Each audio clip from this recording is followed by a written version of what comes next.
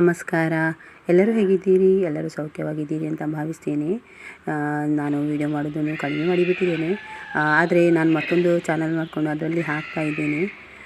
ಮತ್ತು ಏನು ಗೊತ್ತಾ, ಇದೊಂದು ನೋಡಿ, ಇದೊಂದು ವಿಚಾರ ನನಗೆ ಇದು ನಗು ಬರ್ತದೆ. ಇದು ನೋಡಿ, ಇದು ಸೀಸ್ ಆಗಿರುವ ಮನೆ, ಅಂದರೆ ಬ್ಯಾಂಕಿನವರು ಸೀಸ್ ಮಾಡಿರೋ ಮನೆ. ಅಂದರೆ 70 ಲಕ್ಷಕ್ಕೆ 60 ಲಕ್ಷಕ್ಕೆ ಎಷ್ಟೋ ಒಂದು ಸೀಸ್ ಆಗಿರೋ ಮನೆ, ಬ್ಯಾಂಕಿನವರು ಸೀಸ್ ಮಾಡಿರೋದು. ನಂಬರೆಲ್ಲ ಕೊಟ್ಟಿದ್ದಾರೆ ಯಾರಿಗಾದರೂ ಮನೆ ಬೇಕಾದರೆ. ಇದು ಈಗ ಹಕ್ಕಿಲ್ಲ, ಅಂದರೆ ಸಾಲ ಮಾಡಿರುವವರಿಗೆ ಹಕ್ಕಿಲ್ಲ.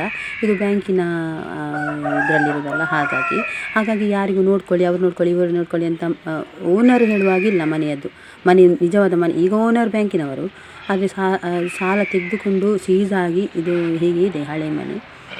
ಇದರಲ್ಲಿ ಯಾರಿಗೂ ಹಕ್ಕಿರೋದಿಲ್ಲ. ಅಂದರೆ ಇದು ಮನೆ ದೊಡ್ಡದುಂಟು, ಮತ್ತು ಇವರು ತುಂಬ ಸಾಲ ಮಾಡಿಕೊಂಡು ಊರು ಬಿಟ್ಟು ಹೋಗಿದ್ದಾರೆ, ಅಂದರೆ ಬೇರೆ ಕಡೆ ಇದ್ದಾರೆ.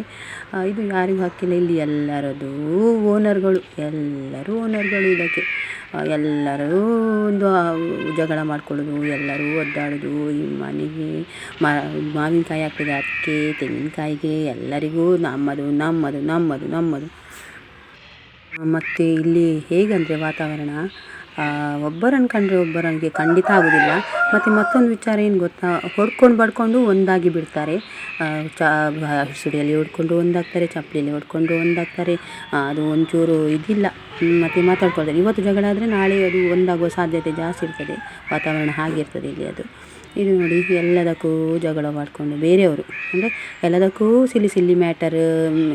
ಇಂಥ ಏರಿಯಾಗಳಿಗೆ ಕಡಿಮೆಗೆ ಸಿಗ್ತದೆ ಅಂದರೆ ಯಾರು ಸಹ ಬರಬೇಡಿ ಅಂತ ಹೇಳೋದು ನಾನು ಅಷ್ಟೇ. ಅದೇ ಒಂದು ಕಾರಣಕ್ಕೆ ವಿಡಿಯೋ ಮಾಡೋದು. ಮತ್ತು ನಾವು ಸುದ್ದಿಗೆ ಹೋಗದಿದ್ದು ನಮ್ಮ ವಿಚಾರಗಳನ್ನು ಚರ್ಚಿಸ್ತಾರೆ.